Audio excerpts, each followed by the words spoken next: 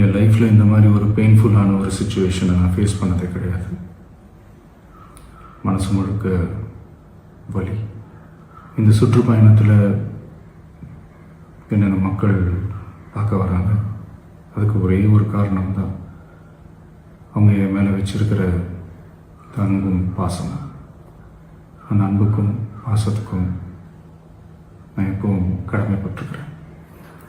இந்த நேரத்தில் சொந்தங்களை இழந்து தவிக்கிற அத்தனை குடும்பங்களுக்கும் என்னுடைய ஆழ்ந்த இரங்கலை தெரிவிச்சுக்கிறேன். எனக்கு தெரியும், என்ன சொன்னாலும் இது ஈடையாகாதுன்னு எனக்கு தெரியும்.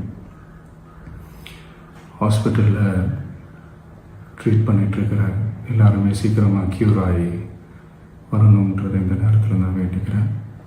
கூடிய சீக்கிரமே உங்கள் எல்லாரையும் நான் சந்திக்கிறேன்.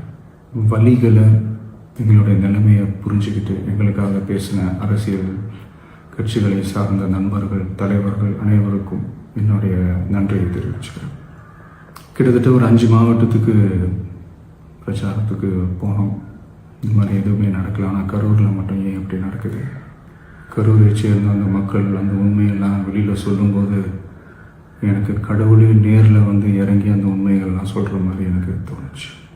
சீக்கிரமே எல்லா உண்மைகளும் வெளியில் வரும்.